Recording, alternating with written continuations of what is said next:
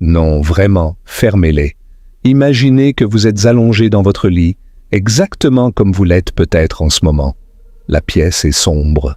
Le silence est presque total, à peine troublé par le murmure lointain du monde extérieur. Et là, dans cette obscurité, une pensée surgit.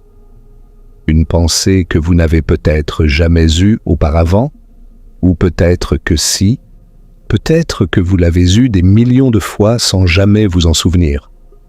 Cette pensée, la voici. Et si tout cela avait déjà eu lieu, pas dans un sens vague ou métaphorique, pas comme un rêve dont on se souvient à moitié. Non, littéralement. Chaque respiration que vous prenez en ce moment, chaque battement de votre cœur, chaque pensée qui traverse votre esprit, ah, et si tout cela s'était déjà produit exactement de la même manière, dans le même ordre, avec les mêmes sensations, les mêmes émotions, la même fatigue que vous ressentez en cet instant précis. Et si votre vie entière, du premier cri à votre dernier souffle, n'était qu'un cycle, une boucle, un enregistrement cosmique qui se rejoue encore et encore et encore pour l'éternité? Cette idée vous semble peut-être absurde. Elle vous semble peut-être terrifiante. Peut-être, juste peut-être. Elle vous semble étrangement familière. Comme si une partie de vous, quelque part, dans les profondeurs de votre conscience, savait déjà que c'était vrai. Ce soir, nous allons explorer cette possibilité ensemble. Pas avec des contes de fées ou des superstitions, mais avec de la science, de la vraie science, de la physique, des mathématiques, de la cosmologie, de la mécanique quantique. Parce que ce qui est extraordinaire, ce qui est véritablement renversant, c'est que la science moderne, avec ses équations et ses observations, pointe dans une direction que personne n'avait anticipée. Elle suggère, avec une insistance croissante, que la répétition n'est pas seulement possible, elle pourrait être inévitable. Avant de plonger dans ce voyage, laissez-moi vous donner quelques faits qui vont préparer votre esprit à ce qui suit. En 1881, un philosophe allemand du nom de Friedrich Nietzsche marchait le long d'un lac en Suisse quand une idée l'a frappé avec une telle force qu'il s'est effondré. Cette idée, c'était que votre vie pourrait se répéter infiniment, dans les moindres détails, pour toujours. Il a appelé cela le poids le plus lourd qu'un être humain puisse porter. Maintenant, nous voici ce qui est encore plus stupéfiant. La physique moderne, pas la philosophie, la physique, nous dit que dans un univers infini, chaque configuration possible d'atomes doit se produire. Pas pourrait, doit. Cela inclut la configuration exacte d'atomes qui constituent votre corps, votre cerveau, vos souvenirs, vos pensées en cet instant précis. Un cosmologiste du MIT a même calculé la distance à laquelle se trouverait votre copie identique, la plus proche, un nombre si grand que l'écrire nécessiterait plus de chiffres qu'il n'y a d'atomes dans l'univers observable. Et certains des plus grands physiciens du monde croient que le Big Bang lui-même pourrait être un événement récurrent, que l'univers naît, meurt et renaît dans un cycle éternel, et que dans l'un de ces cycles, tout ce que vous vivez en ce moment se reproduit exactement de la même manière. Si vous êtes nouveau ici, je vous invite à vous abonner, parce que ce soir, nous allons aller très, très profond. Et si vous vous demandez, en écoutant ces mots dans l'obscurité de votre chambre, si votre vie est un cycle éternel ou un moment unique et irremplaçable, dites-le moi dans les commentaires. Parce que la réponse à cette question pourrait changer la façon dont vous vivez chaque jour qui vous reste, ou chaque jour qui vous reste dans cette itération. Commençons par le commencement. Ou plutôt commençons par un homme qui a eu le courage de regarder l'infini en face et qui n'a pas cligné des yeux. Nous sommes en 1881 dans le village de Sils Maria, dans les Alpes suisses. L'air est frais, presque coupant. Le lac de Silvaplana s'étend comme un miroir d'argent au pied des montagnes. Un homme marche le long de ses rives. Il est maigre, presque fragile, avec une moustache imposante et des yeux qui semblent regarder au-delà du monde visible. Cet homme, c'est Friedrich Nietzsche, et il est sur le point d'avoir l'une des pensées les plus terrifiantes de l'histoire de la philosophie humaine. Il s'arrête devant un énorme rocher pyramidal. Et là, dans cet instant de solitude absolue, 6000 pieds au-dessus de l'homme et du temps, comme il l'écrira plus tard, une idée le frappe avec la force d'un éclair. Cette idée, il la formulera ainsi dans son livre « Le gai savoir ». Imaginez qu'un démon se glisse un jour dans votre solitude la plus solitaire et vous dise « Cette vie, telle que tu la vis et l'as vécue, et tu devras la vivre encore une fois et encore d'innombrables fois. Et il n'y aura rien de nouveau en elle, mais chaque douleur et chaque plaisir et chaque pensée et chaque soupir et tout l'indiciblement petit et grand de ta vie devra revenir pour toi, et tout dans le même ordre et la même succession.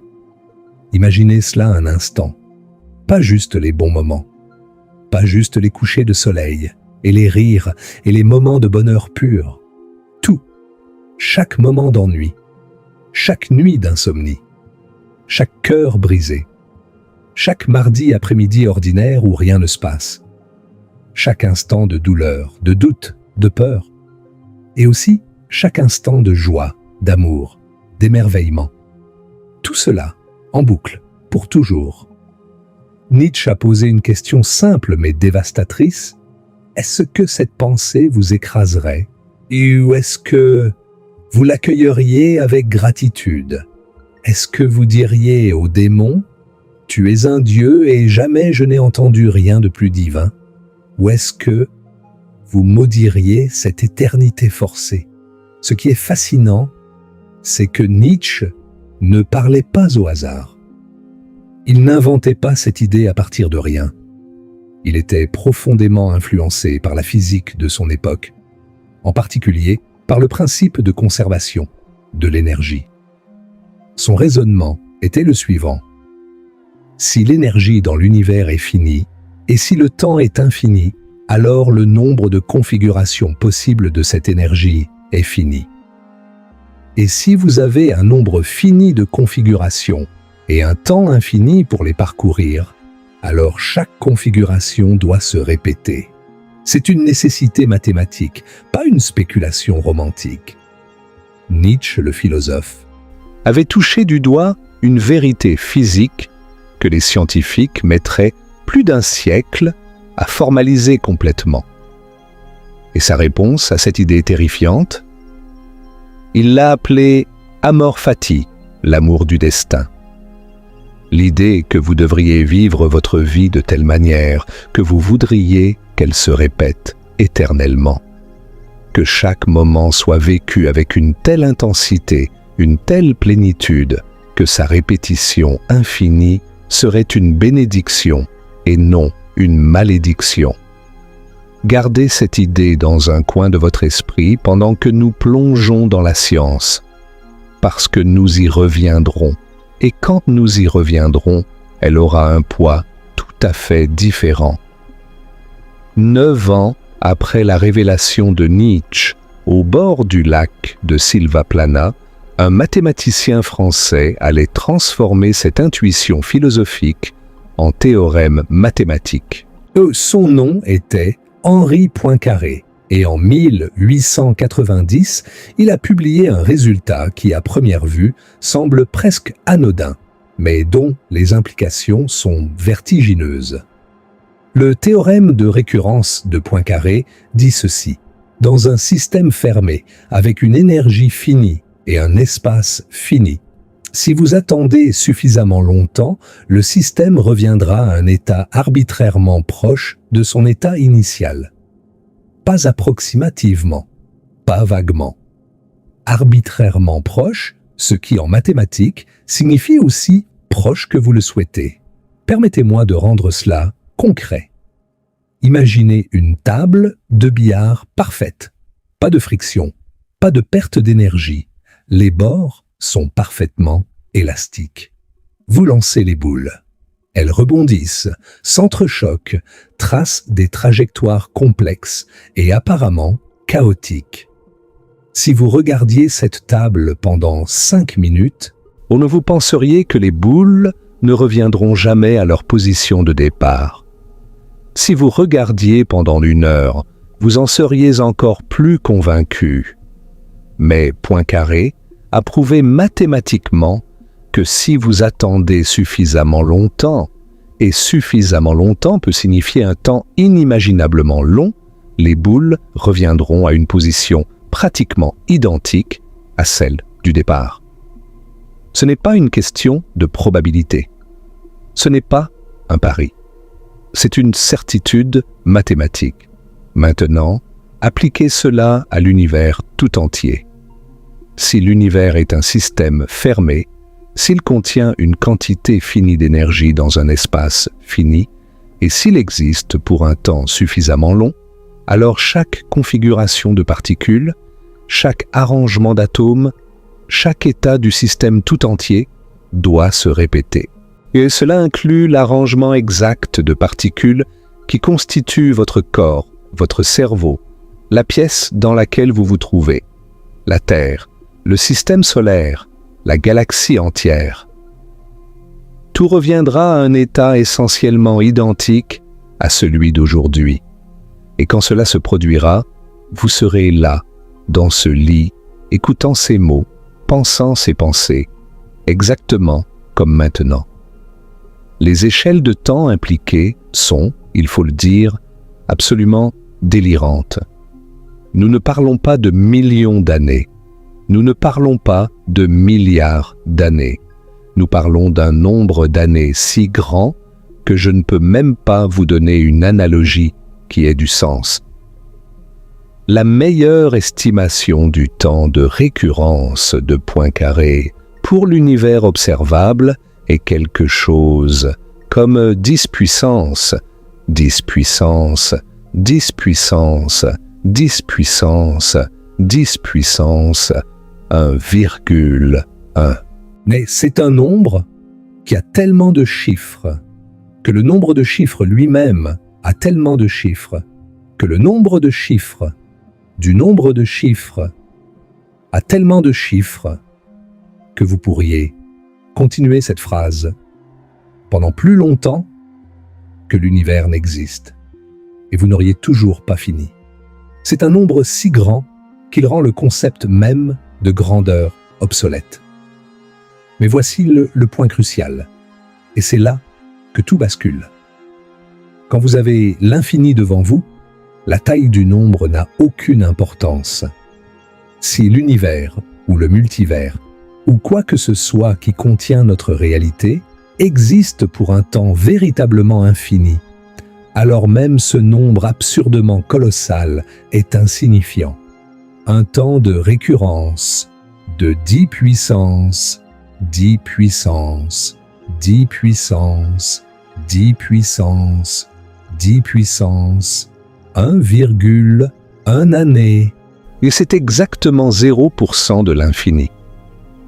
Dans un temps infini, la récurrence de Poincaré n'est pas juste possible, elle est certaine.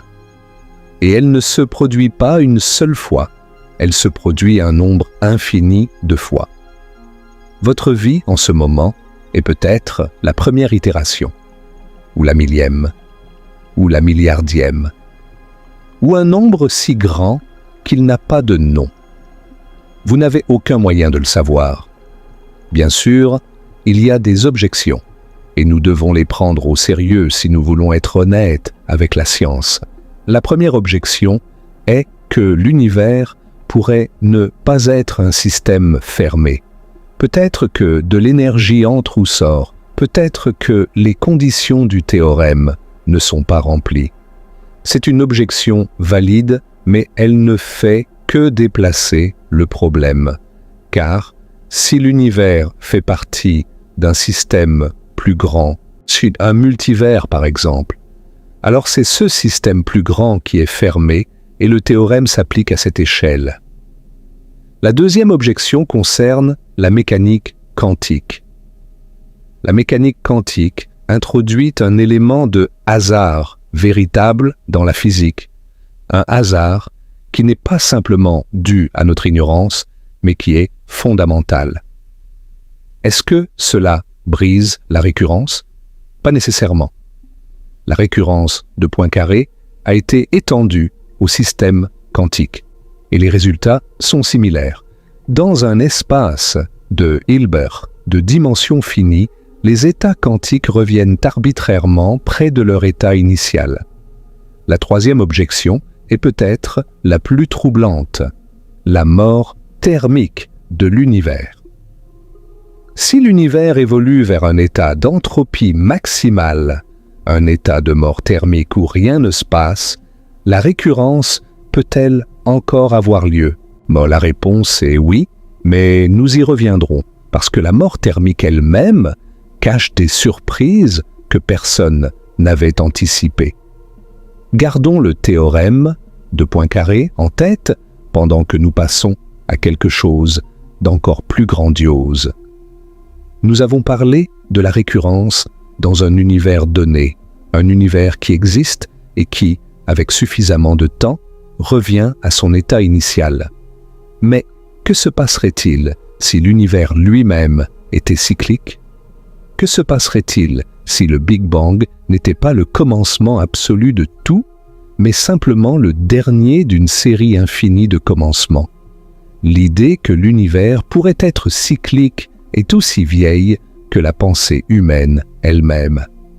Les anciens hindous parlaient de cycles cosmiques appelés kalpas, des périodes de création et de destruction qui se répètent pour l'éternité. Donc, les stoïciens grecs croyaient en l'ekpyrosis, une conflagration cosmique après laquelle le monde renaîtrait identique. Mais ce qui nous intéresse ce soir, ce n'est pas la mythologie, c'est la physique. Et la physique moderne a développé plusieurs modèles rigoureusement mathématiques qui décrivent un univers cyclique. Le premier et le plus simple est le modèle de l'univers oscillant. L'idée est intuitivement séduisante. L'univers commence avec un Big Bang, il s'étend, puis la gravité ralentit l'expansion, l'arrête et commence à contracter l'univers. Tout se rapproche de plus en plus vite jusqu'à ce que tout s'effondre en un point infiniment dense, un Big Crunch. Et ce Big Crunch, par un mécanisme encore mal compris, déclenche un nouveau Big Bang. Et le cycle recommence. Expansion, contraction, effondrement, explosion, expansion. Puis contraction, effondrement, explosion. Comme un cœur cosmique qui bat pour l'éternité. Richard Tolman, un physicien brillant de Caltech, a exploré ce modèle en détail dans les années 1930. Il a montré que les équations de la relativité générale permettent tout à fait un univers oscillant. Mais il a aussi découvert un problème. L'entropie. À chaque cycle, l'entropie du système augmente. Ce qui signifie que chaque cycle est un peu plus désordonné, un peu plus étendu, un peu plus long que le précédent. Si vous remontez dans le temps, les cycles deviennent de plus en plus courts et de plus en plus petits, jusqu'à ce que vous arriviez à un premier cycle, un commencement véritable. L'univers oscillant classique ne peut pas être éternel dans le passé. Il a un début. Ce problème a hanté la cosmologie pendant des décennies, jusqu'à ce que Paul Steinhardt et Neil Turok, en 2001, proposent quelque chose de radicalement différent. Leur modèle s'appelle le modèle ekpyrotique. du mot grec pour conflagration. Il est basé sur la théorie des cordes et la cosmologie branaire. Selon cette théorie, notre univers à 3 dimensions spatiales est une brane, une membrane, flottant dans un espace de dimension supérieure, appelé le bulk. Et nous ne sommes pas seuls. Il y a une autre brane, parallèle à la nôtre, séparée par une minuscule distance dans une dimension supplémentaire que nous ne pouvons ni voir ni toucher. Ces 2 branes sont attirées l'une vers l'autre par une force dans les dimensions supplémentaires. Lentement, inexorablement, elles se rapprochent. Et quand elles entrent en collision, l'énergie de cette collision se convertit en matière et en rayonnement. Et c'est le Big Bang. Après la collision, les branes rebondissent et s'éloignent. L'univers sur chaque brane s'étend et se refroidit. La matière s'organise en galaxies, en étoiles, en planètes. La vie émerge. Des civilisations naissent et s'éteignent. Et pendant tout ce temps, les 2 branes ralentissent, s'arrêtent et commencent à se rapprocher à nouveau. Et quand elles se heurtent de nouveau, tout recommence. Un nouveau Big Bang, un nouveau cosmos. Ce qui est remarquable dans le modèle de Steinhardt et Turok, c'est qu'il résout le problème de l'entropie de Tolman. Parce que pendant la longue phase d'expansion, l'entropie est diluée. L'univers devient si grand, si étendu, que l'entropie par unité de volume devient négligeable. Et quand les branes se heurtent à nouveau, c'est un nouveau départ propre.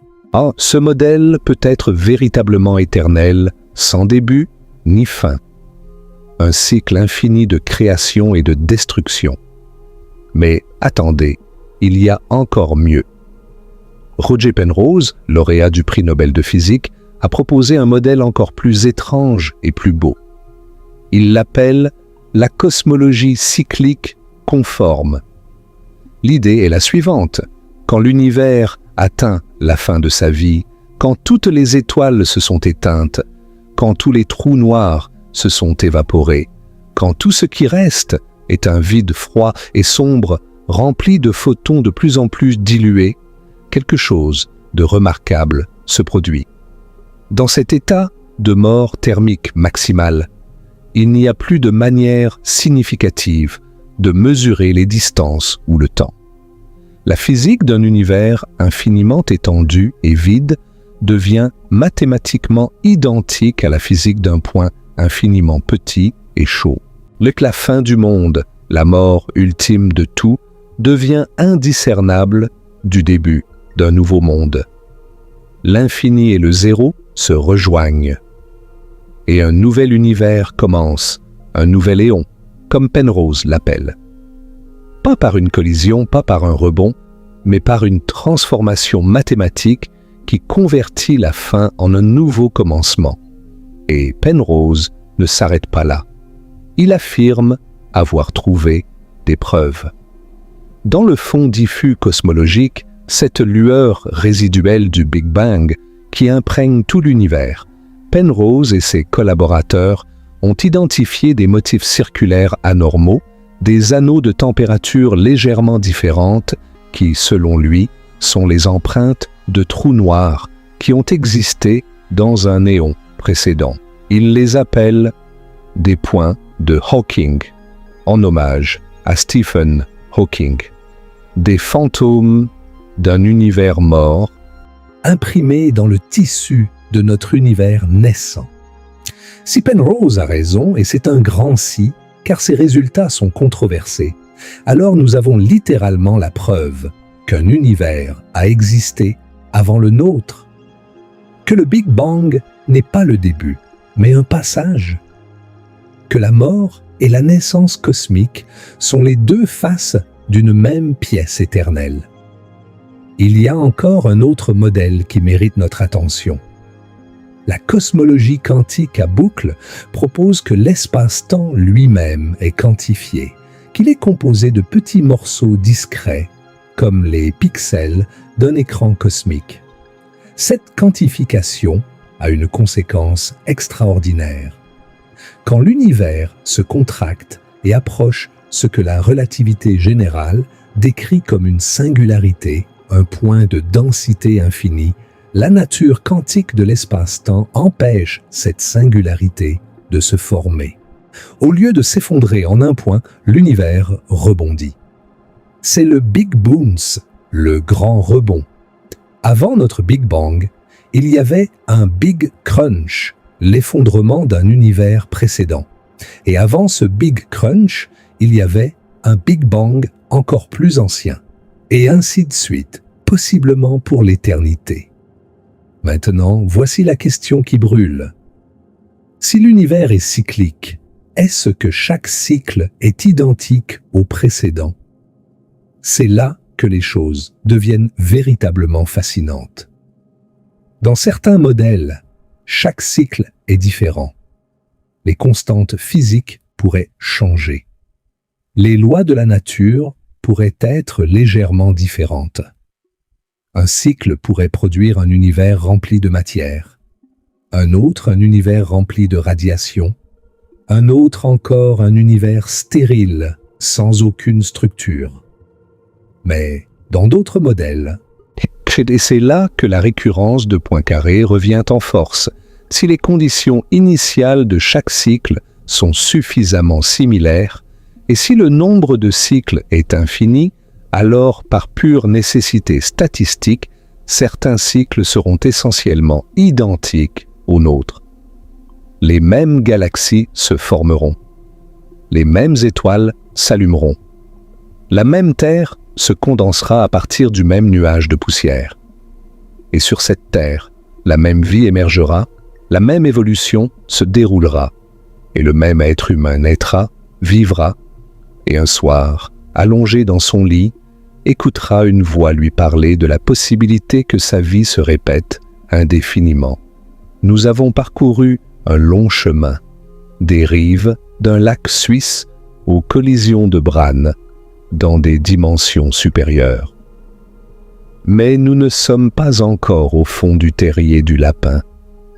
Si vous avez encore les yeux ouverts, si votre esprit bourdonne de questions et de possibilités, alors vous êtes exactement le genre de personne pour qui cette chaîne existe. Appuyez sur le bouton « J'aime » parce que l'algorithme a besoin de savoir que ce genre de contenu compte. Et maintenant, allons encore plus profond, parce que nous n'avons pas encore parlé de la possibilité la plus simple et la plus vertigineuse de toutes. Nous n'avons pas besoin de cycles cosmiques ou de collisions de Bran pour que votre vie se répète. Nous avons juste besoin que l'univers soit suffisamment grand. Voici l'une des découvertes les plus profondes de la cosmologie moderne. L'univers observable, la partie de l'univers que nous pouvons voir, mesure environ 93 milliards d'années-lumière de diamètre. C'est déjà incompréhensiblement grand. Mais l'univers observable n'est pas tout l'univers.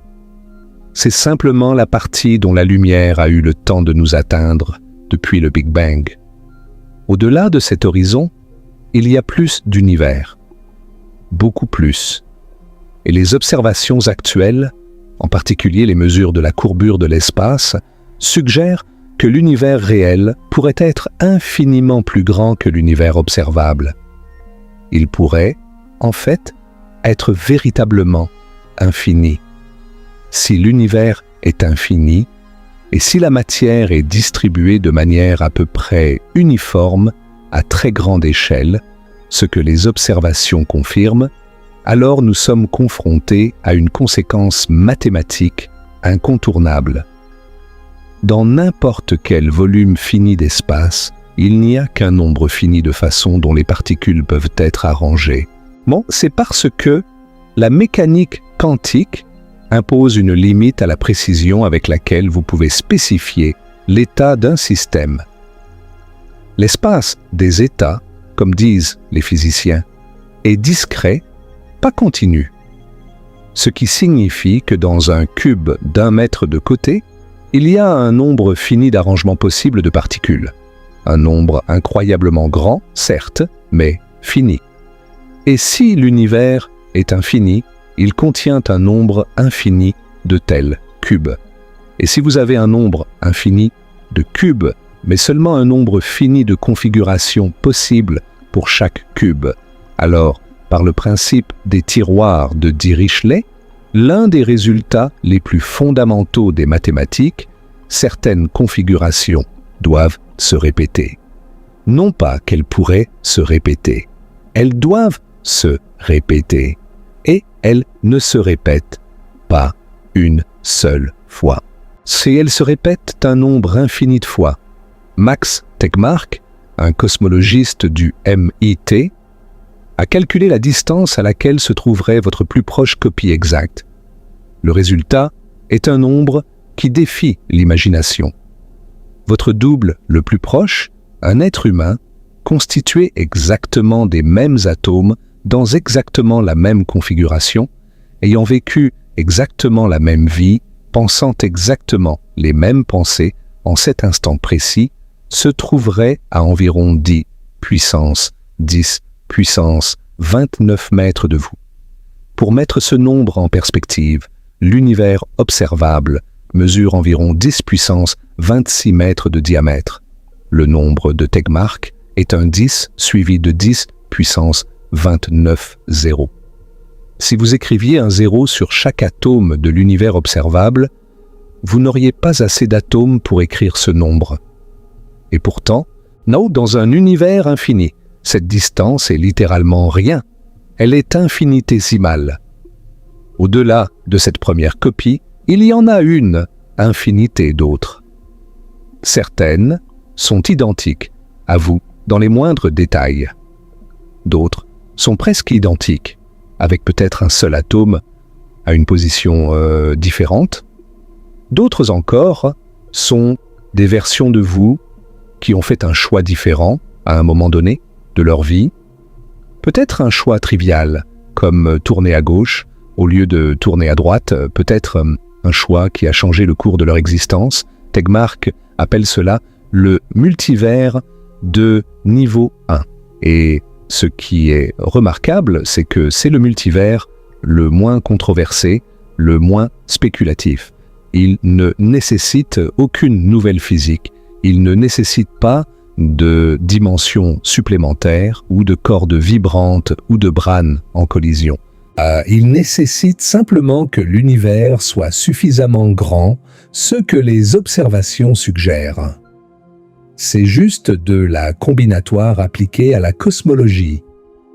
Si vous acceptez que l'univers est infini et que la mécanique quantique est correcte, alors l'existence de copies de vous n'est pas une spéculation, c'est une prédiction. Et cela soulève des questions philosophiques vertigineuses.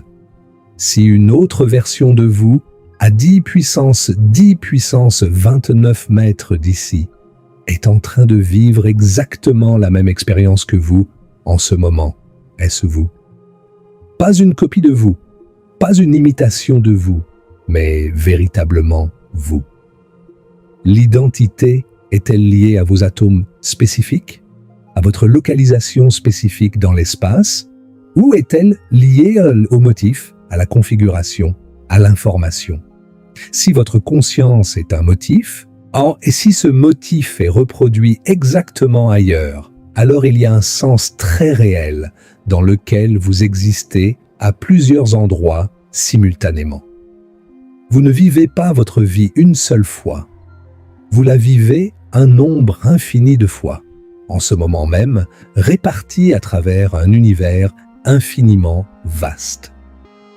Mais nous n'avons pas encore fini d'explorer les façons dont votre vie pourrait se répéter, parce que la mécanique quantique a son propre mécanisme de multiplication de la réalité, un mécanisme si étrange, si contraire à l'intuition, que même les physiciens qui l'ont proposé avaient du mal à y croire.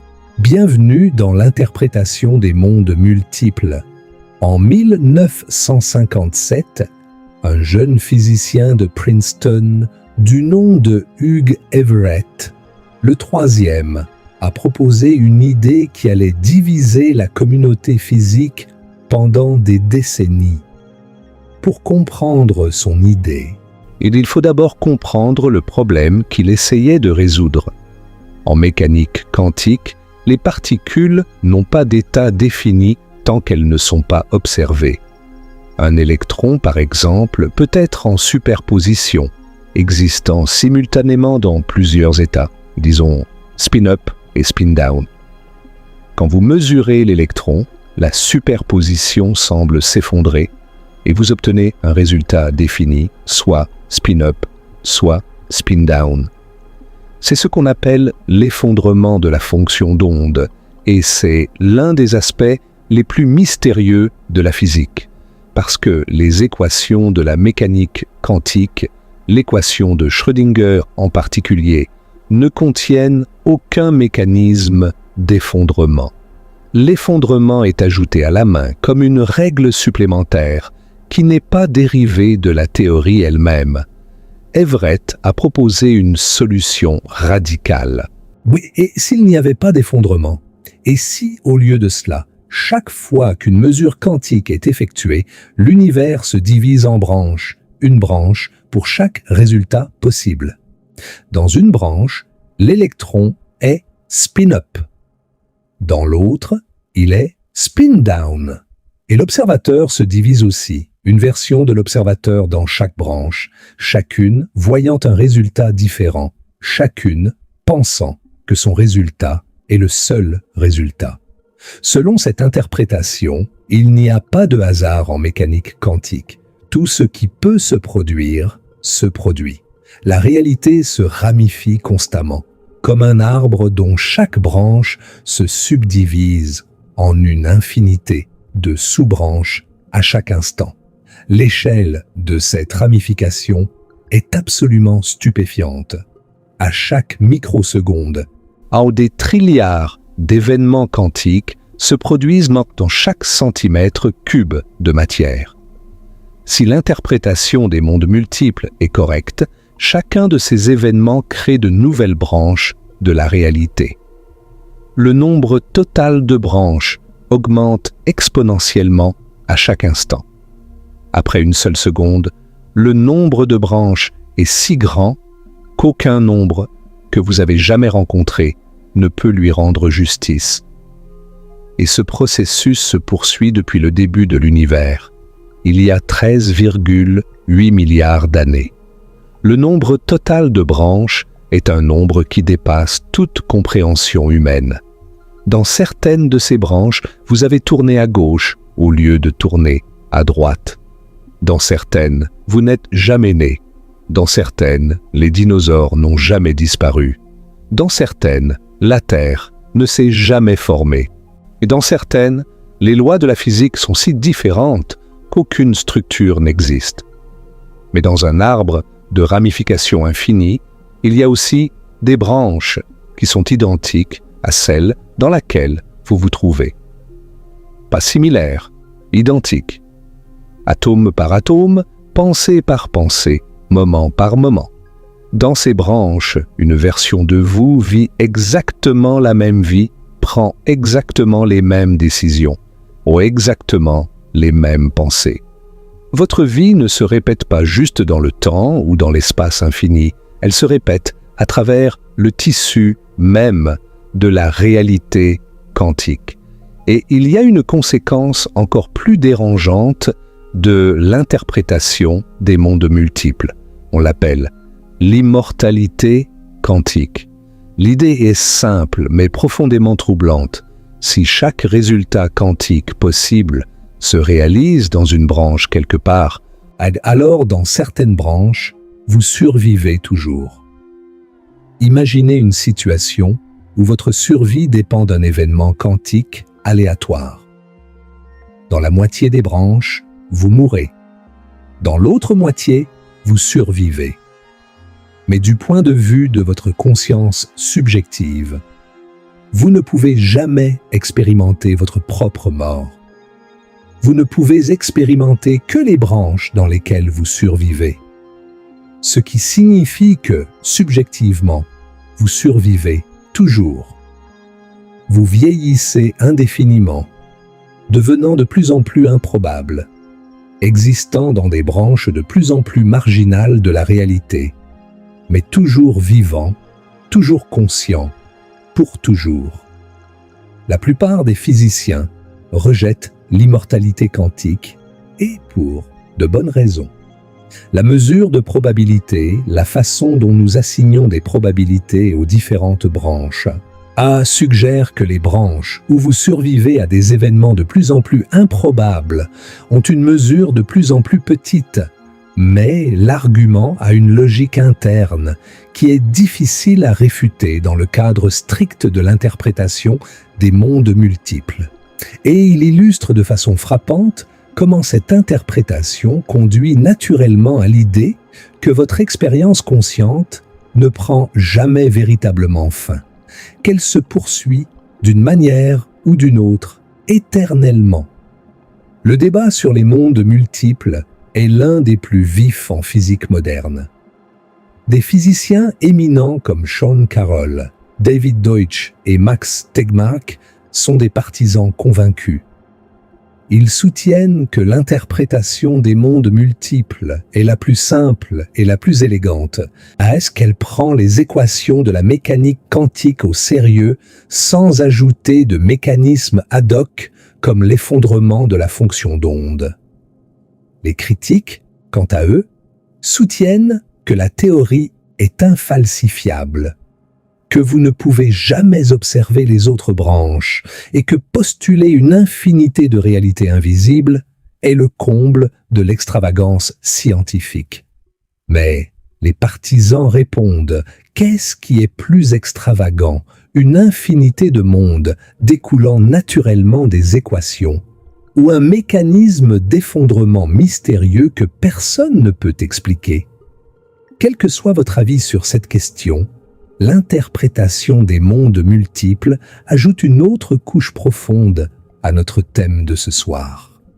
Elle suggère que la répétition de votre vie n'est pas seulement une possibilité lointaine dans un futur inconcevablement distant, ou dans un recoin inconcevablement éloigné d'un univers infini. Elle se produit maintenant, à chaque instant, dans des branches de la réalité qui se multiplient sans cesse. Et maintenant, préparez-vous, car nous allons aborder l'une des idées les plus sombres et les plus troublantes de toute la physique. Une idée si dérangeante que certains physiciens refusent d'en parler en public. Une idée qui remet en question non seulement la nature de la réalité, mais la nature de votre propre existence, la fiabilité de vos propres souvenirs, la réalité de votre propre vie. On appelle cela le problème des cerveaux de Boltzmann. Ludwig Boltzmann était un physicien autrichien de la fin du XIXe siècle, l'un des fondateurs de la mécanique statistique, la branche de la physique qui explique le comportement des systèmes composés d'un très grand nombre de particules. Boltzmann a été le premier à comprendre véritablement l'entropie, cette mesure du désordre d'un système. Il a montré que l'entropie tend à augmenter, que les systèmes évoluent naturellement vers des états plus désordonnés.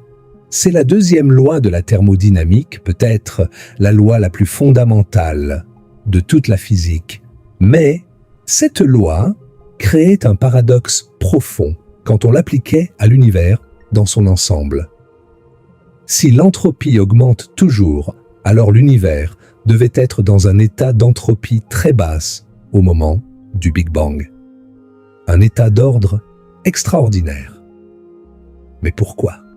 Qu'est-ce qui a causé cet état initial si spécial, si improbable ? Boltzmann a proposé une réponse audacieuse. Et si l'univers, dans son état normal, était un vaste océan de chaos, un gaz en équilibre thermique à entropie maximale, sans structure, sans ordre, sans rien, Et si de temps en temps, par pure fluctuation aléatoire, une petite région de ce chaos se trouvait momentanément dans un état de faible entropie, un état ordonné?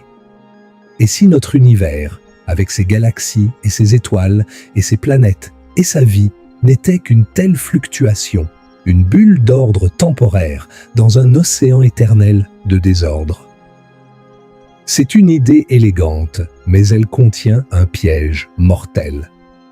Voici le problème. Si des fluctuations aléatoires peuvent produire un univers entier en état de faible entropie, il est statistiquement beaucoup, incomparablement plus probable qu'une fluctuation produise quelque chose de beaucoup plus petit. Comme, par exemple, un seul cerveau. Un cerveau complet avec des souvenirs d'une vie entière, des souvenirs d'un univers de galaxies et d'étoiles, des souvenirs d'avoir écouté une longue discussion sur la physique dans le noir. Ce cerveau apparaîtrait spontanément à partir du chaos, existerait pendant une fraction de seconde, le temps d'avoir une seule pensée consciente, puis se dissoudrait à nouveau dans le désordre. C'est ce qu'on appelle un cerveau de Boltzmann. Et voici ce qui rend cette idée si terrifiante. Dans un univers infini, ou dans un univers qui existe pour un temps infini, le nombre de cerveaux de Boltzmann qui se forment est incomparablement plus grand que le nombre d'observateurs réels, d'observateurs qui ont réellement évolué sur de vraies planètes autour de vraies étoiles. Pour chaque vrai observateur dans l'univers, il y a un nombre astronomiquement plus grand de cerveaux de Boltzmann qui croient être de vrais observateurs, mais qui ne le sont pas. Ce qui soulève une question absolument vertigineuse. Comment savez-vous que vous n'êtes pas un cerveau de Boltzmann? Vos souvenirs, votre expérience d'une vie entière, votre sens d'un passé continu et cohérent, tout cela pourrait être une illusion, un artefact d'une fluctuation aléatoire qui a produit un cerveau avec de faux souvenirs il y a 1/1000e de seconde. Vous n'avez aucune preuve directe du contraire. Ce n'est pas un simple exercice de pensée excentrique. C'est un problème pris très au sérieux par les cosmologistes modernes. En fait, l'une des façons dont les physiciens évaluent les modèles cosmologiques est de vérifier s'ils prédisent plus de cerveaux de Boltzmann que d'observateurs réels. Si c'est le cas, le modèle est considéré comme problématique parce qu'il impliquerait que nous sommes très probablement des cerveaux de Boltzmann, ce qui rendrait toute science impossible puisque nos observations et nos souvenirs seraient illusoires. Le lien avec notre thème de la répétition est profond. Les cerveaux de Boltzmann représentent une autre forme de récurrence, non pas la répétition de votre vie, mais la recréation aléatoire de votre expérience de la vie. Dans un temps infini, non pas un seul cerveau de Boltzmann avec votre expérience exacte se formera, mais un nombre infini. Votre expérience subjective de cet instant précis, la sensation de la couverture sur votre corps, le son de ces mots dans vos oreilles, la fatigue douce qui commence à envahir vos membres. Cette expérience a été vécue avant et sera vécue à nouveau, et d'un nombre infini de fois, par un nombre infini de cerveaux fluctuant brièvement dans et hors de l'existence à travers un cosmos éternel. Maintenant, prenons du recul par rapport à toutes ces théories vertigineuses, ces univers cycliques et ces copies infinies et ces cerveaux fluctuants, et posons-nous une question encore plus fondamentale. Toutes ces idées supposent que le temps est réel, que le temps passe, que les événements se succèdent dans un ordre défini. Mais, et si le temps lui-même n'était pas ce que nous pensons? Et si la nature même du temps rendait la question de la répétition obsolète, non pas parce que votre vie ne se répète pas, mais parce que votre vie ne se déroule pas du tout. La théorie de la relativité d'Einstein a révolutionné notre compréhension du temps. Avant Einstein, le temps était considéré comme absolu et qu'un flux universel et immuable dans lequel les événements se produisent. Après Einstein, le temps est devenu relatif, élastique, déformable. Le temps passe plus lentement quand vous vous déplacez rapidement, plus lentement près d'un objet massif. Deux observateurs en mouvement, l'un par rapport à l'autre, ne sont pas d'accord sur ce qui se passe maintenant. Cela semble être un détail technique, mais ses implications philosophiques sont immenses. La conséquence la plus radicale de la relativité est ce qu'on appelle l'univers bloc. Si deux observateurs ne sont pas d'accord sur ce qui constitue le présent, alors le présent n'est pas un concept physique objectif. Il n'y a pas de maintenant universel, ce qui signifie que le passé et le futur ne sont pas fondamentalement différents du présent. Tous les moments du temps, passés, aux présents et futurs, existent avec la même réalité.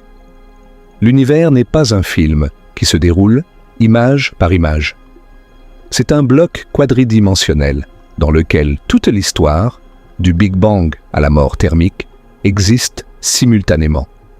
Votre naissance est là, dans ce bloc. Votre mort est là aussi. Et cet instant précis où vous êtes allongé dans le noir en écoutant ces mots, il est là, gravé pour l'éternité dans le tissu de l'espace-temps.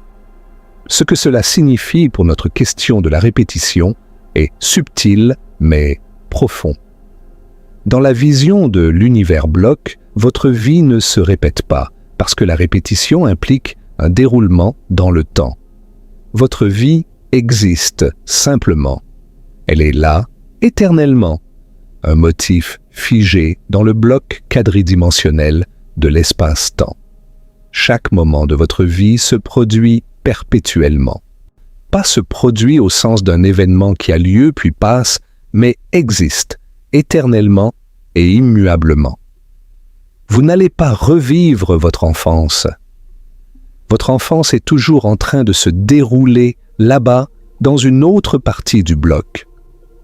Votre premier amour, votre pire journée, votre moment de plus grande joie, ils sont tous toujours en cours, gelés dans le cristal du temps. C'est, d'une certaine manière, encore plus vertigineux que la récurrence cyclique. Parce que ce n'est pas que votre vie se répétera dans le futur, c'est que chaque instant de votre vie existe pour toujours. Et il y a un aspect encore plus étrange de la physique du temps qui est directement pertinent pour notre sujet. Les équations de la physique, presque toutes, sont réversibles dans le temps. Si vous prenez les équations de Newton ou les équations de Maxwell ou l'équation de Schrödinger et que vous remplacez le temps par son négatif, les équations fonctionnent toujours. Rien dans les lois fondamentales de la physique ne distingue le passé du futur. Alors pourquoi avons-nous l'impression que le temps va dans une seule direction? La réponse standard est l'entropie. La deuxième loi de la thermodynamique donne au temps sa flèche. Les choses vont du plus ordonné au plus désordonné. Et c'est cette augmentation d'entropie que nous percevons comme l'écoulement du temps. Mais si l'entropie est statistique, pas fondamentale, si c'est juste un phénomène émergent résultant du comportement collectif de particules qui, individuellement, ne connaissent pas de direction du temps, alors la flèche du temps est une illusion. Pas une illusion au sens où elle n'est pas réelle, mais une illusion au sens où elle n'est pas fondamentale. Et si le temps n'est pas fondamental, alors la distinction entre ce qui a déjà eu lieu et ce qui n'a pas encore eu lieu n'est pas non plus fondamentale. Et la question de savoir si votre vie se répétera prend une coloration entièrement différente. Peut-être que la répétition n'est pas le bon cadre. Peut-être que ce qui est réel, c'est une réalité intemporelle, éternelle, dans laquelle toutes les configurations possibles existent simultanément. Et ce que nous appelons votre vie est simplement un chemin particulier à travers cette réalité. Un chemin que votre conscience suit pour des raisons que nous ne comprenons pas encore. Kurt Gödel, le plus grand logicien du XXe siècle, a ajouté une couche supplémentaire à ce mystère en 1949.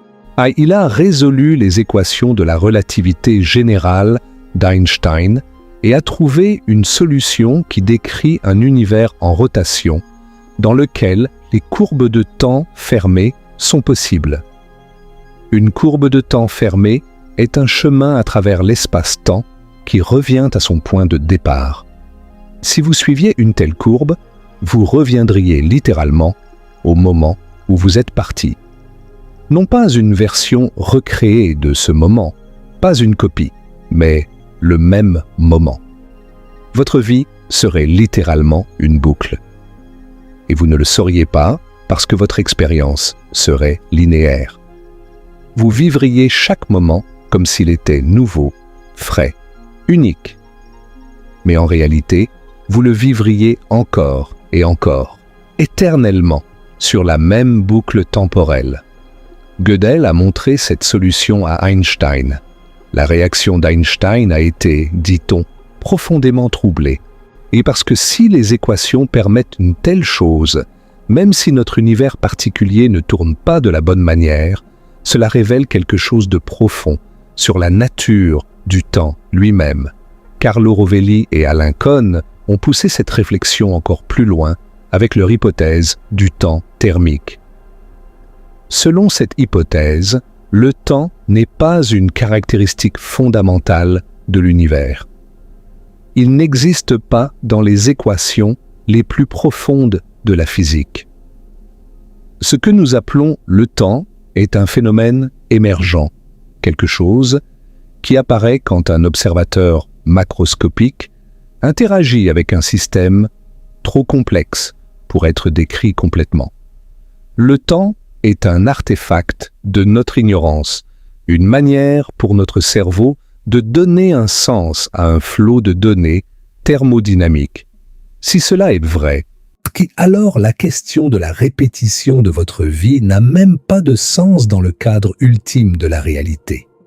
Il n'y a pas de avant et d'après au niveau le plus fondamental. Il n'y a que ce qui est. Tous ces aspects de la physique du temps convergent vers une idée commune. Ce que nous percevons comme le déroulement linéaire de notre vie, un événement après l'autre, du passé vers le futur, n'est peut-être pas la réalité ultime. C'est peut-être une construction, un récit que notre cerveau crée pour donner un sens à une réalité qui, au fond, est très différente de ce que nous imaginons. Et dans cette réalité plus profonde, les notions de commencement et de fin, de premier et de dernier, de unique et de répété, pourraient tout simplement ne pas s'appliquer. Poussons notre exploration dans une direction encore différente. C'est que nous avons parlé de physique, de cosmologie, de mécanique quantique, de la nature du temps. Mais il y a un autre cadre conceptuel qui éclaire notre question d'une lumière fascinante. La théorie de l'information et la physique numérique. Dès les années 1960, des penseurs visionnaires comme Konrad Zuse, Ed Fredkin et plus tard Stephen Wolfram ont proposé une idée audacieuse. L'univers pourrait être, à son niveau le plus fondamental, une computation. Pas une métaphore, une computation littérale. Chaque particule, chaque interaction, chaque événement serait un pas dans un calcul cosmique immense. L'univers serait un ordinateur et les lois de la physique seraient son programme. Si cette idée est correcte, elle a des implications directes pour la question de la récurrence. Tout ordinateur aussi puissant soit-il, a un nombre fini d'états. Un ordinateur avec une mémoire de n bits peut être dans 2 puissance n états différents, un nombre immense mais fini. Si l'ordinateur fonctionne pendant suffisamment longtemps, il doit nécessairement revisiter un état qu'il a déjà traversé. Et une fois qu'il revisitait un état, puisque son programme est déterministe, il suivra exactement la même séquence d'états qu'il a suivi la première fois. Il sera pris dans une boucle. Il répétera le même cycle encore et encore, éternellement. Si l'univers est un ordinateur et s'il fonctionne pour un temps infini, alors il est pris dans une boucle. Et tout ce qui se passe dans l'univers, y compris votre vie, se répète. Et puis, il y a l'hypothèse de la simulation, popularisée par le philosophe Nick Bostrom en 2003. L'argument de Bostrom est simple et dévastateur. Si les civilisations avancées peuvent un jour créer des simulations informatiques de réalité entière avec des êtres conscients à l'intérieur, alors le nombre de simulations sera probablement beaucoup plus grand que le nombre de réalités de base. Ce qui signifie que, statistiquement, nous sommes probablement dans une simulation plutôt que dans la réalité de base. Et si nous sommes dans une simulation, alors la répétition de votre vie est trivialement possible. Il suffit de relancer le programme, appuyer sur « Redémarrer » et votre vie se déroule à nouveau exactement de la même manière ou avec des variations selon ce que le simulateur choisit. Votre sentiment de libre arbitre, votre impression de vivre pour la première fois, tout cela serait une caractéristique du programme, pas de la réalité sous-jacente. Mais même sans invoquer la simulation, la perspective informationnelle de l'univers renforce l'argument de la récurrence. Le principe holographique, l'une des découvertes les plus profondes de la physique théorique des dernières décennies, nous dit que toute l'information contenue dans un volume d'espace peut être encodée sur sa surface. L'information est finie. L'univers observable contient une quantité finie d'informations, environ 10 puissance 122 bits, selon certaines estimations. Si l'information est finie, alors les états possibles sont finis. Et si les états sont finis, et le temps est infini, nous retombons sur Poincaré, sur le pigeon et les tiroirs, sur l'inévitabilité de la récurrence. Le paradoxe de l'information des trous noirs ajoute une autre pièce à ce puzzle. Stephen Hawking a montré dans les années 1970 que les trous noirs s'évaporent lentement en émettant un rayonnement, le rayonnement de Hawking. Mais que se passe-t-il avec l'information qui est tombée dans le trou noir? Si l'information est détruite, cela viole un principe fondamental de la mécanique quantique, l'unitarité. La plupart des physiciens croient aujourd'hui que l'information est conservée, qu'elle sort du trou noir d'une manière encore mal comprise. Si l'information est conservée, alors rien n'est jamais véritablement perdu dans l'univers. Chaque configuration d'atomes, chaque instant de votre vie, l'information qui vous définit, persiste pour toujours dans l'univers, même si elle est brouillée et redistribuée. Et si cette information persiste, elle peut, en principe, être reconfigurée pour recréer exactement ce que vous êtes. Maintenant, quittons un moment le monde de la physique fondamentale et tournons-nous vers quelque chose de plus proche, de plus intime, votre propre corps. Parce que, même sans univers cyclique ou copie infinie, votre corps vous raconte déjà une histoire de récurrence. Vous avez peut-être entendu dire que votre corps remplace presque tous ses atomes en 7 à 10 ans. Ce n'est pas tout à fait exact dans les détails. Certaines cellules, comme les neurones, durent beaucoup plus longtemps, tandis que d'autres comme les cellules de la muqueuse intestinale, sont remplacées en quelques jours. Mais l'idée générale est correcte. La matière physique qui vous constitue est en flux constant.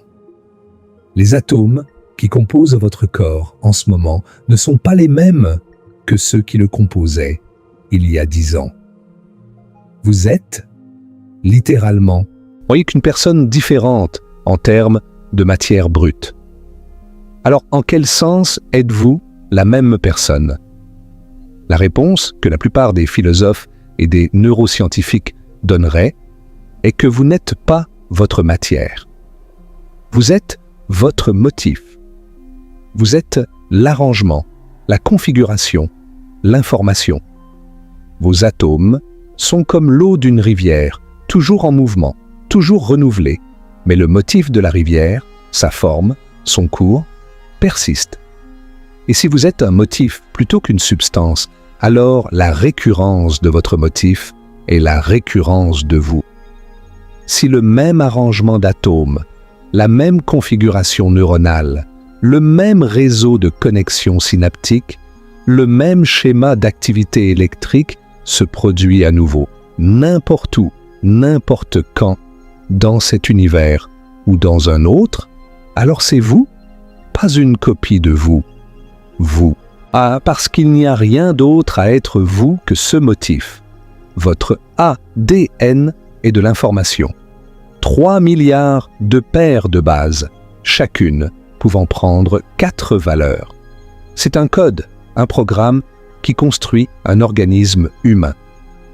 Le nombre total de génomes humains possibles est 4 puissance 3 milliards.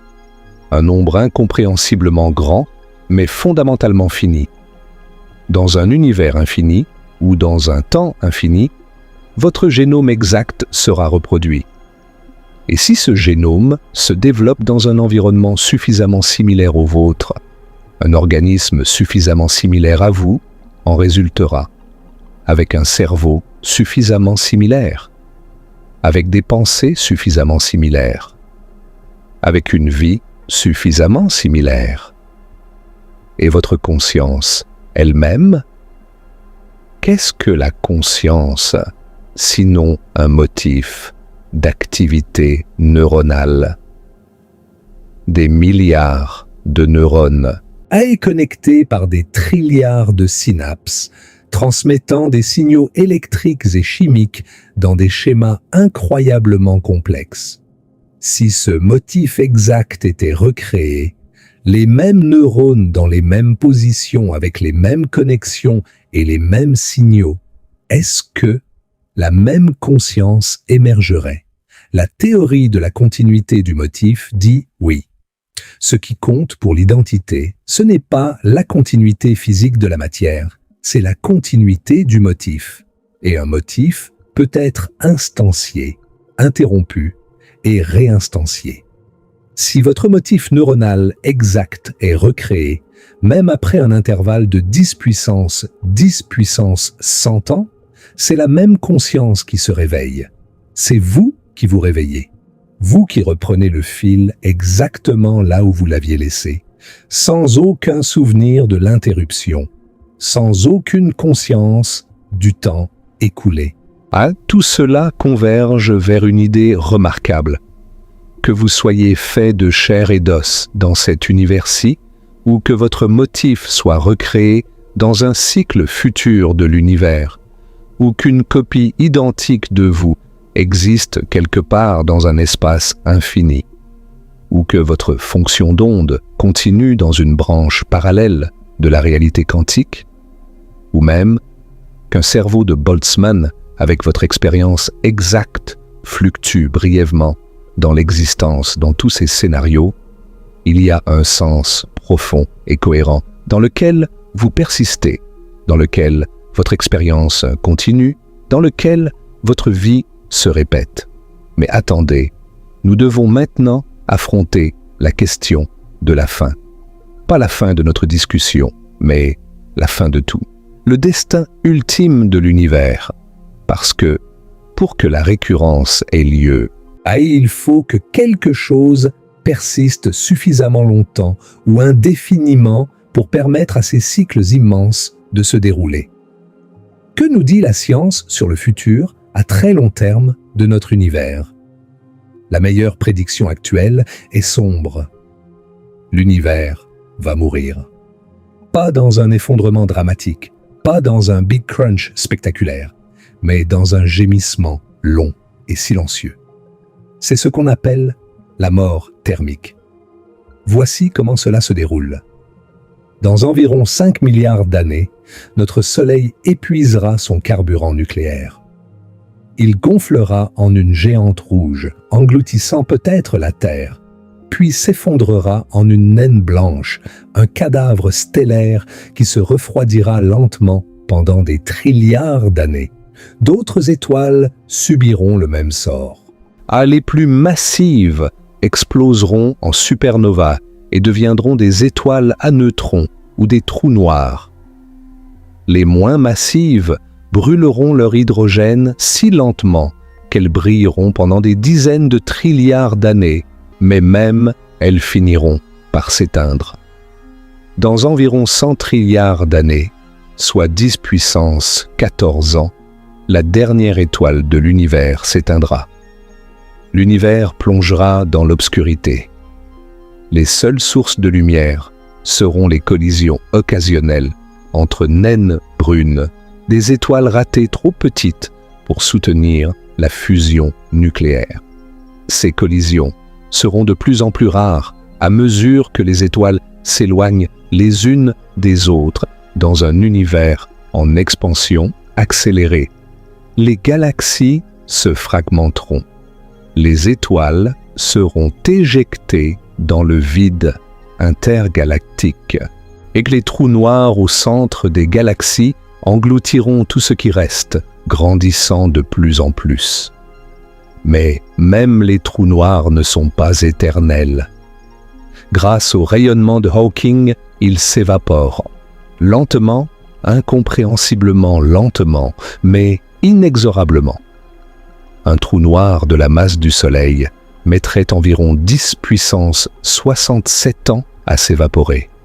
Un trou noir supermassif, comme celui au centre de notre galaxie, mettrait environ 10 puissance 100 ans. Mais finalement, même le dernier trou noir s'évaporera dans un murmure de photons et de particules. Et ce qui restera sera un univers vide, froid, sombre, en expansion accélérée. Un vaste espace rempli de rien d'autre que de photons de plus en plus dilués et de particules subatomiques de plus en plus éloignées les unes des autres.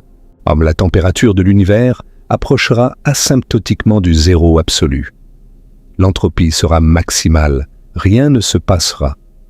Pour l'éternité. C'est une vision d'une beauté terrible et d'une tristesse cosmique. Mais est-ce vraiment la fin? Peut-être pas. Parce que même dans ce vide apparemment mort, la physique quantique continue de fonctionner.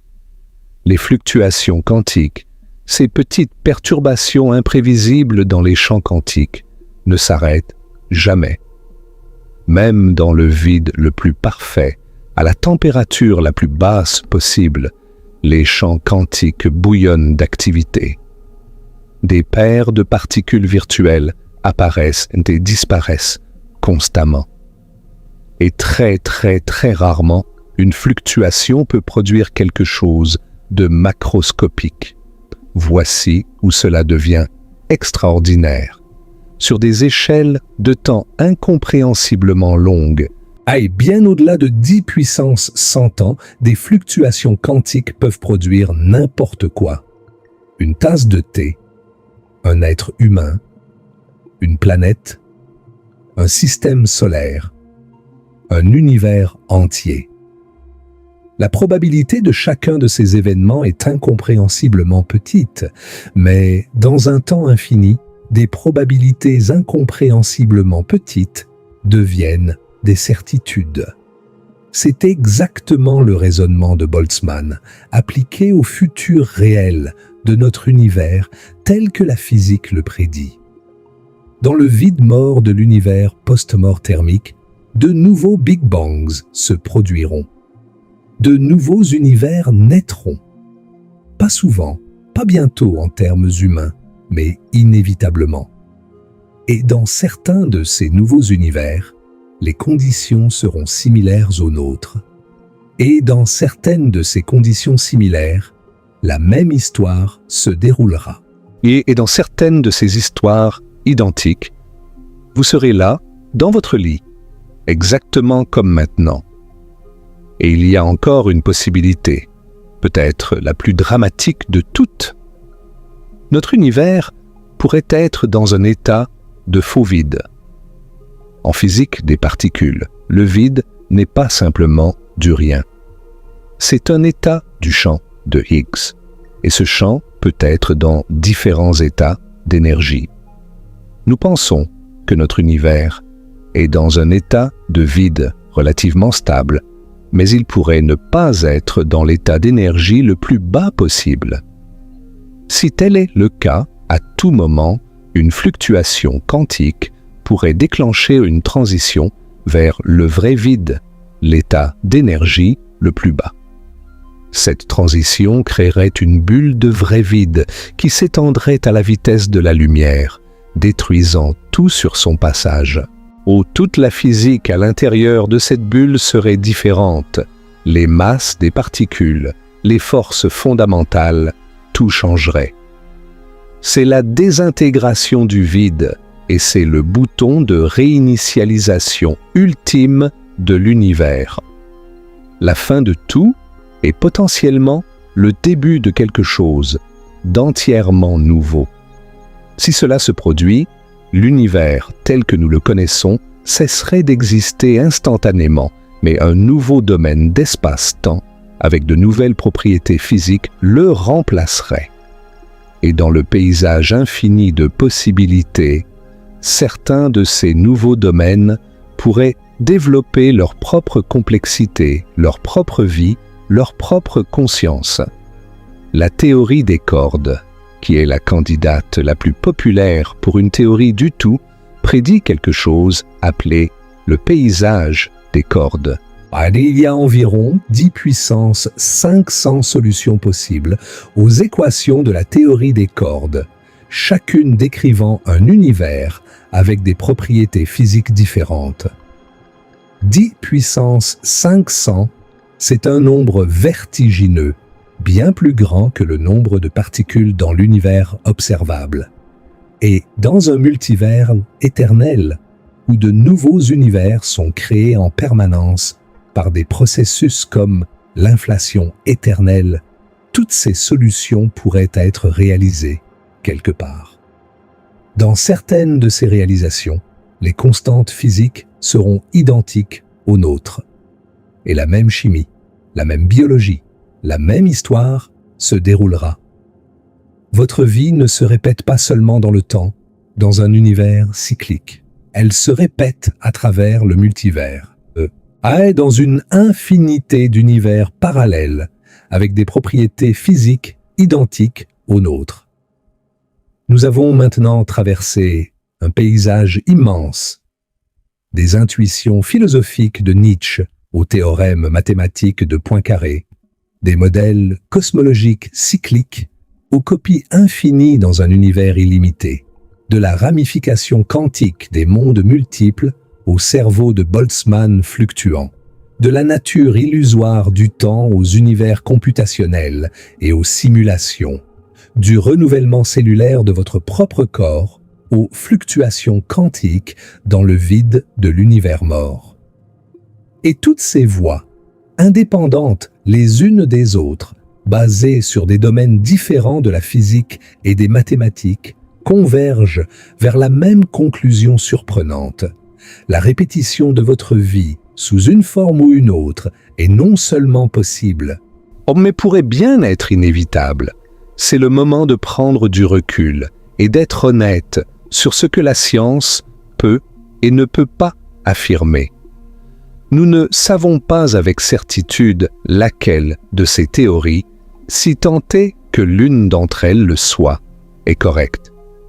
L'univers pourrait ne pas être infini. il pourrait ne pas être cyclique. L'interprétation des mondes multiples pourrait être fausse. Les cerveaux de Boltzmann pourraient être un artefact de modèles imparfaits. Le temps pourrait être plus fondamental que certaines théories ne le suggèrent.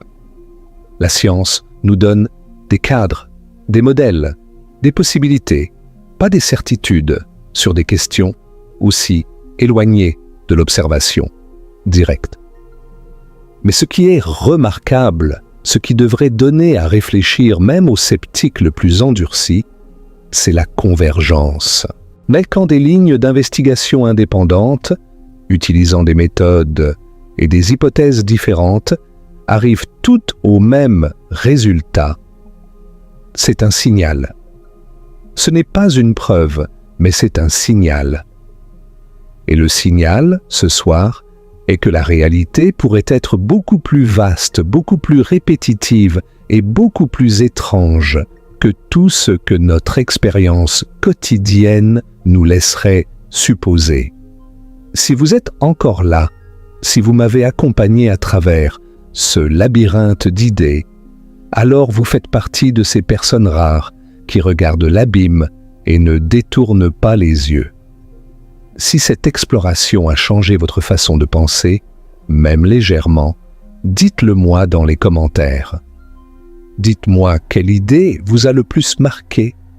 Partagez cette vidéo avec quelqu'un qui, comme vous, ne peut pas dormir ce soir et qui a besoin que son esprit soit nourri plutôt que distrait.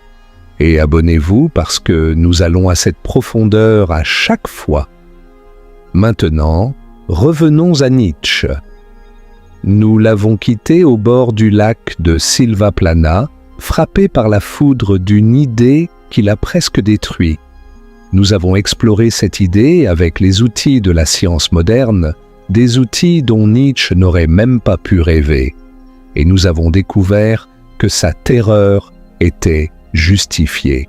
La récurrence éternelle, sous une forme ou une autre, est une conséquence plausible, peut-être inévitable, de la façon dont l'univers fonctionne. Mais, maintenant, posons la question que Nietzsche posait vraiment. Pas est-ce que cela est vrai, mais est-ce que cela importe?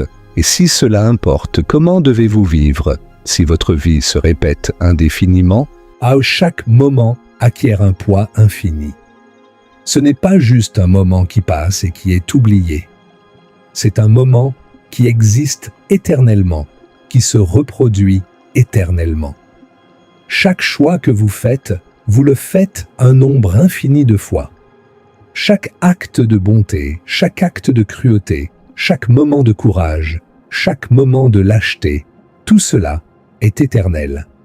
Cela devrait-il vous écraser ou cela devrait-il vous libérer? Voici un argument en faveur de la libération. Si chaque moment est éternel, alors chaque moment est infiniment précieux. Il n'y a plus de moments jetables, plus de jours perdus, plus de temps gaspillé. Chaque seconde de votre existence a une signification cosmique parce qu'elle se produit encore et encore pour toujours. La récurrence éternelle est, en un sens, l'antidote ultime au nihilisme. Et rien n'est sans conséquence quand tout se répète infiniment. Albert Camus, le philosophe existentialiste français, a exploré un thème similaire dans Le mythe de Sisyphe. Sisyphe est condamné par les dieux à pousser un rocher au sommet d'une montagne pour le voir rouler en bas à chaque fois et recommencer pour l'éternité. C'est l'image même de la futilité, de la répétition absurde et sans but. Mais Camus conclut son essai par une phrase célèbre. Il faut imaginer Sisyphe heureux. Pourquoi? Parce que dans l'acte même de pousser le rocher, dans l'effort, dans la lutte, dans la pleine conscience du moment, il y a une signification. La signification ne vient pas de la destination. Elle vient du voyage. Elle vient de l'acte de vivre, même si cet acte se répète éternellement. Mais il y a aussi un argument pour l'écrasement. Ah, si tout se répète, alors rien n'est unique, Rien n'est spécial. Votre premier baiser, votre plus grande réalisation, votre moment de compréhension le plus profond, tout cela est juste un épisode dans une boucle sans fin. Et pire encore, si la récurrence est exacte, si vous faites exactement les mêmes choix à chaque itération, alors le libre arbitre est une illusion. Vous êtes un automate cosmique, exécutant le même programme encore et encore, sans jamais dévier, sans jamais changer. Cette pensée peut être paralysante. Mais il y a un chemin du milieu, et c'est peut-être le chemin le plus sage. Nous ne savons pas si la récurrence est réelle. Nous ne le saurons peut-être jamais. Mais la possibilité de la récurrence est un outil de pensée extraordinaire.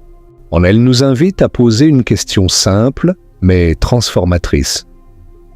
Si je devais vivre cette vie encore et encore pour l'éternité, changerais-je quelque chose?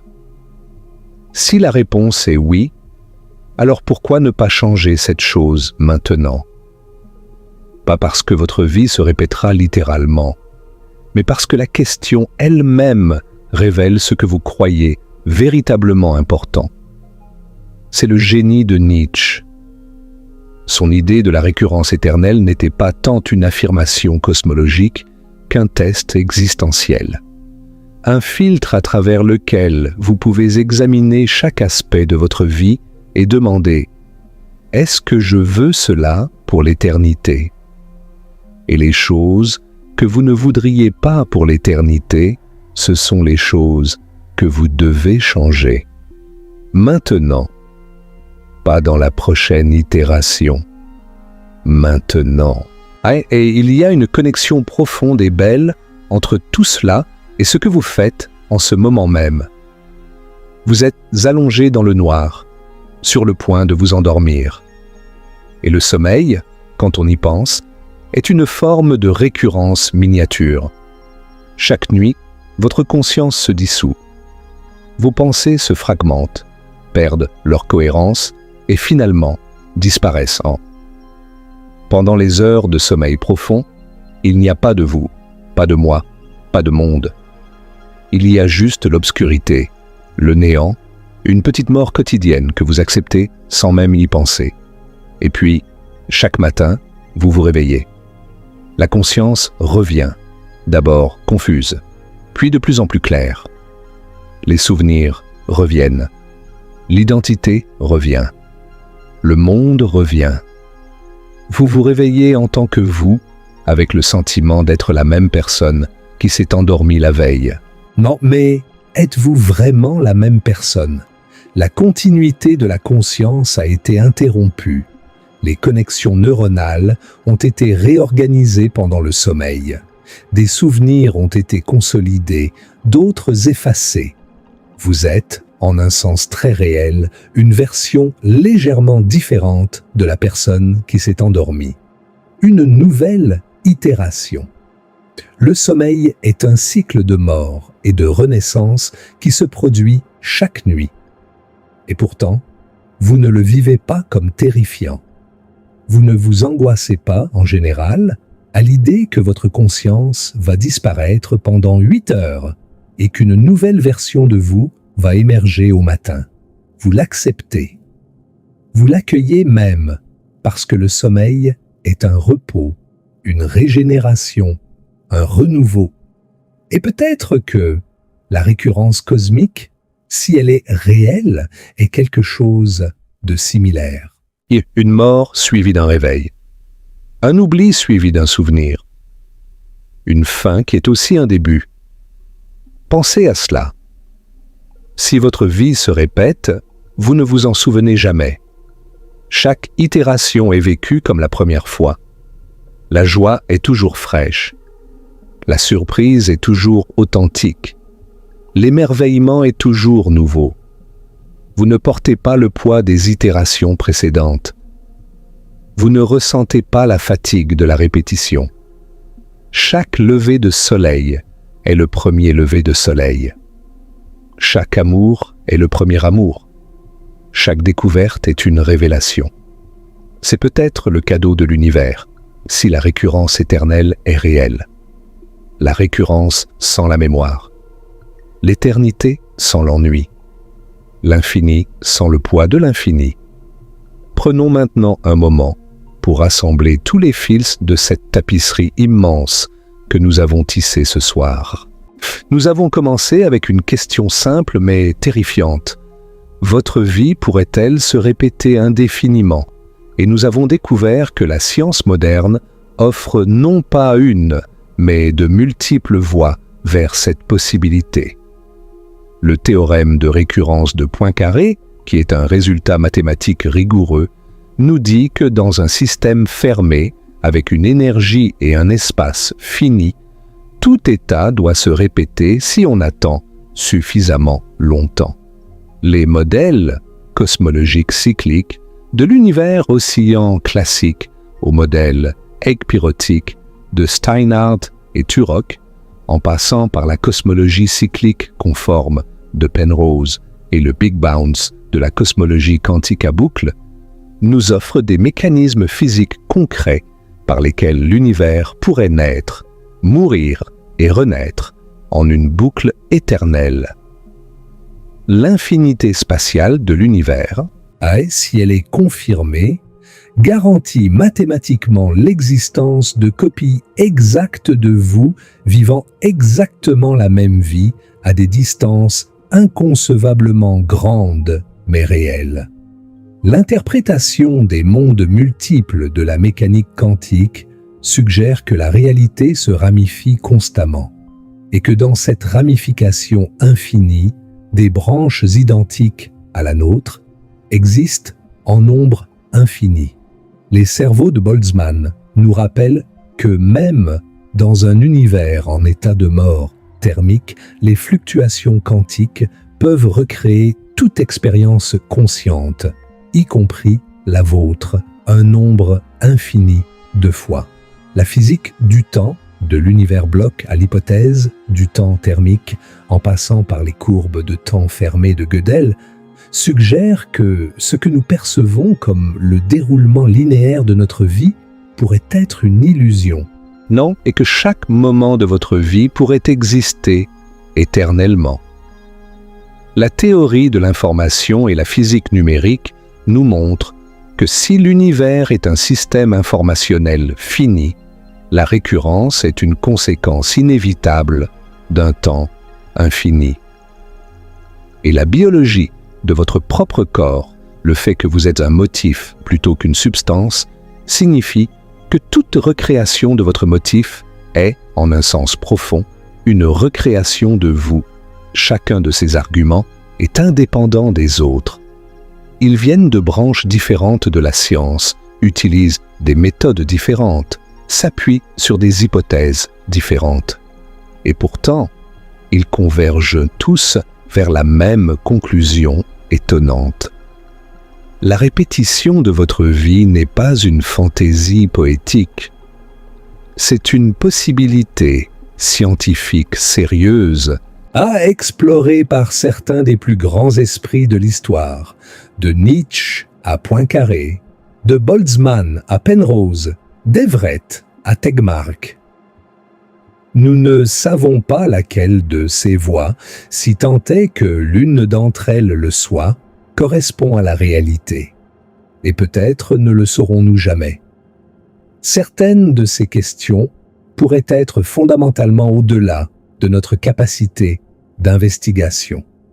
Mais l'honnêteté scientifique nous oblige à reconnaître que la récurrence est une conséquence naturelle de bon nombre de nos meilleurs modèles de l'univers.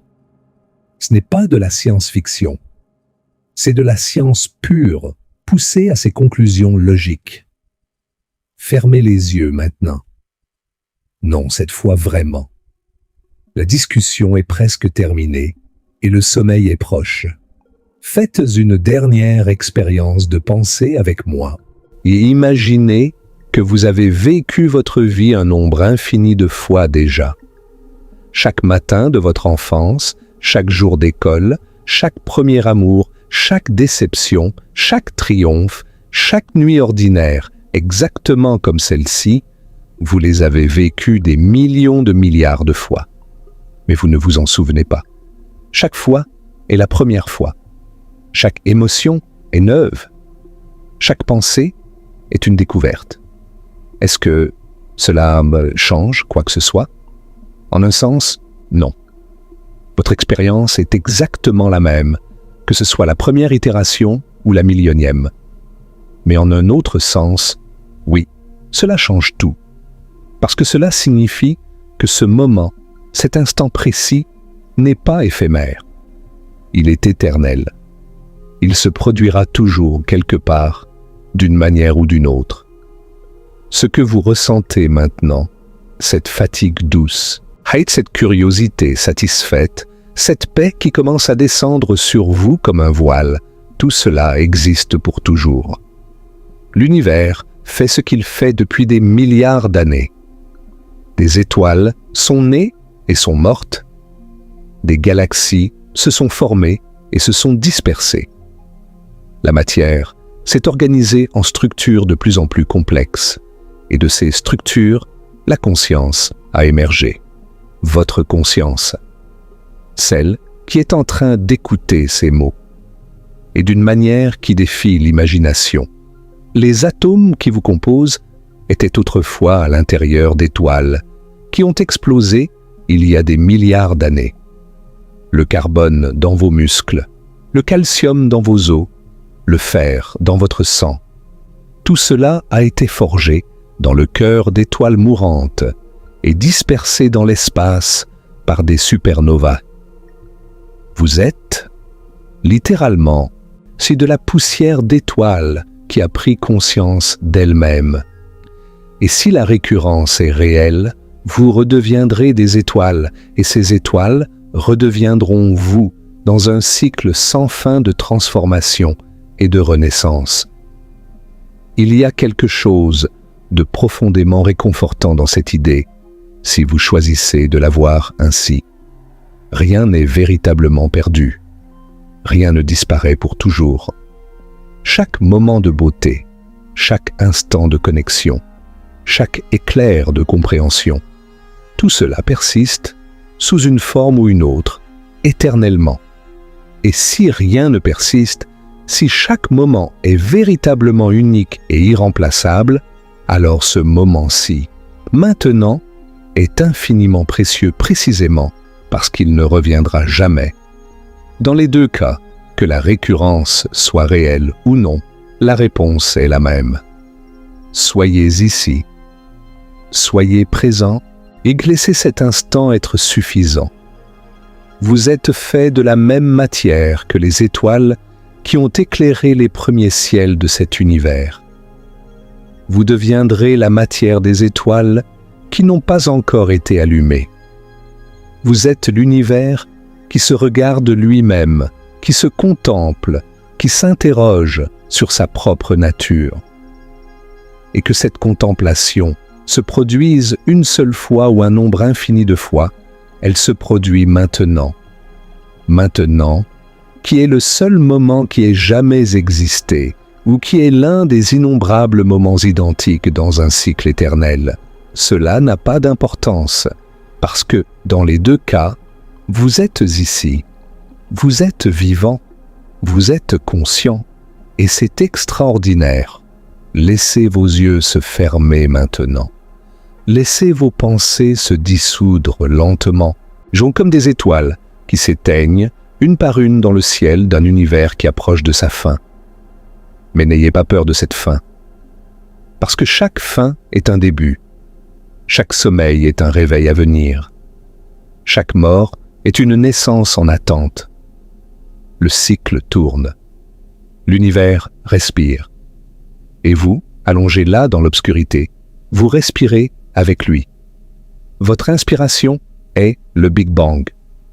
Votre expiration est la mort thermique, et le silence entre les deux, ce moment de paix absolue, entre l'expiration et la prochaine inspiration, c'est le vide éternel où tout est possible, où tout peut recommencer.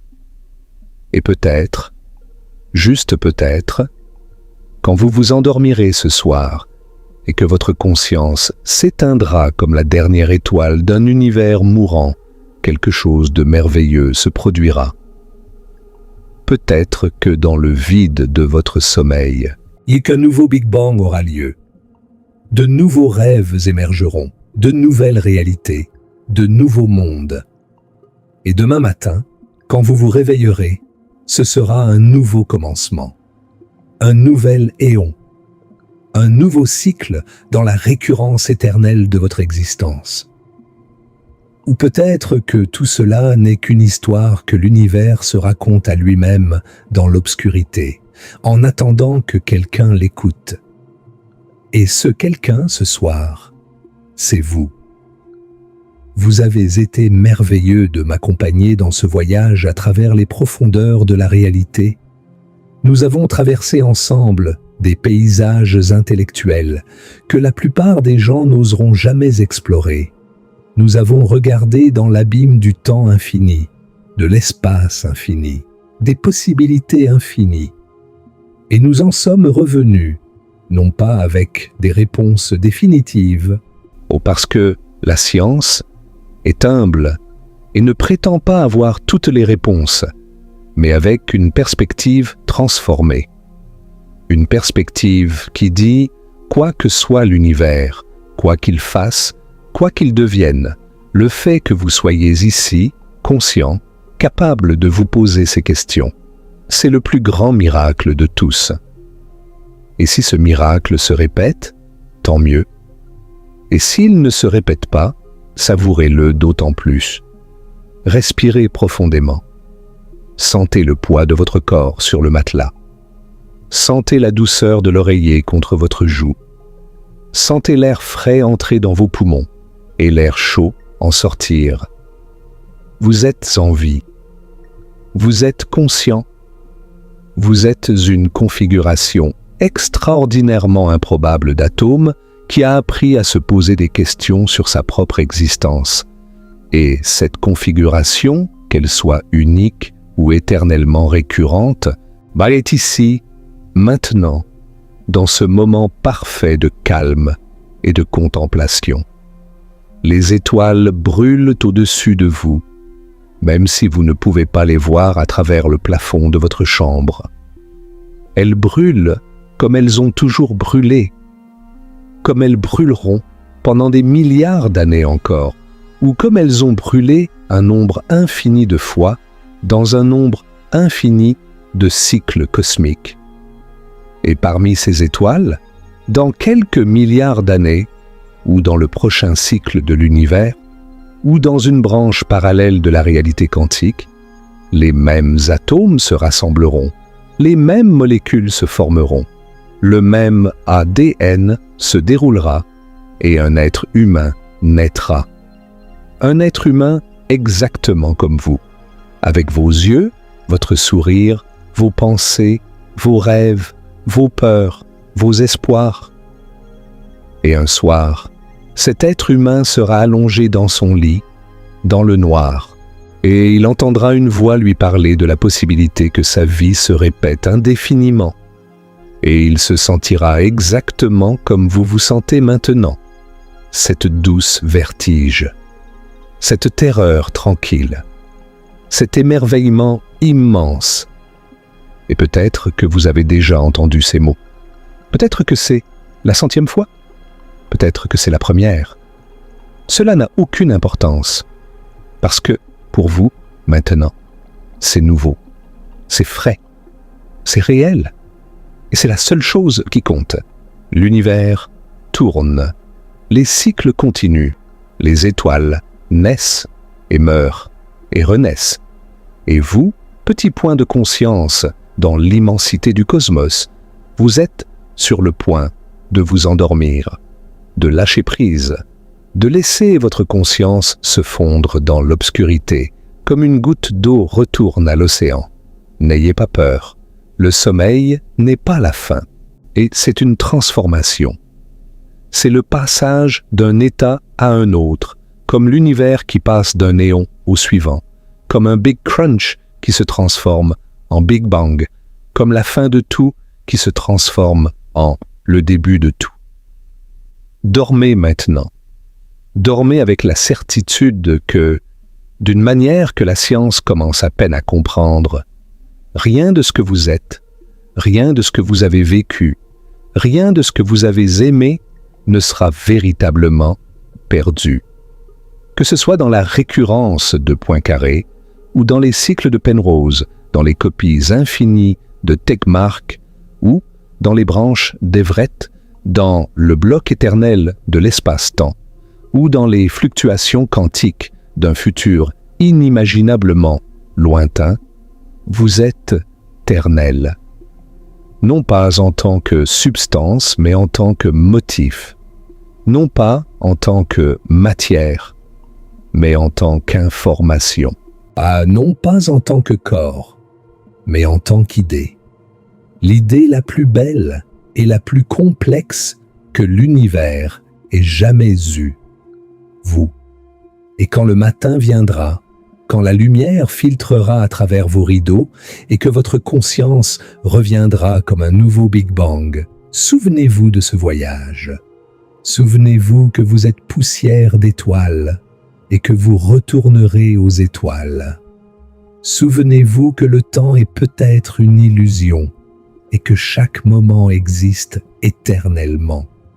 Souvenez-vous que l'univers est peut-être infini et que des copies de vous vivent les mêmes joies et les mêmes peines en ce moment même, partout, pour toujours.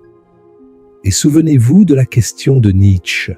Si vous deviez vivre cette vie, encore et encore pour l'éternité, diriez-vous oui?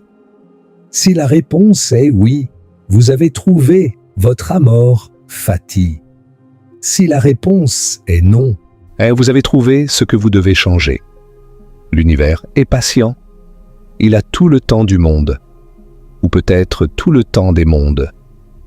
Et vous, dans votre lit, dans le noir, dans le silence, vous avez tout le temps d'une nuit de sommeil. Utilisez-le bien. Rêvez bien. Rêvez de cycles et de spirales, d'univers qui naissent et qui meurent, de copies de vous-même dispersées à travers l'infini, de brânes qui se heurtent et de fonctions d'ondes qui ne s'effondrent jamais. Rêvez que vous êtes l'univers en train de rêver de lui-même. Bonne nuit et à demain. Ou peut-être à la prochaine itération. Ou peut-être que demain et la prochaine itération sont la même chose. Vous ne le saurez jamais. Et c'est, peut-être, la plus belle chose de toutes. End.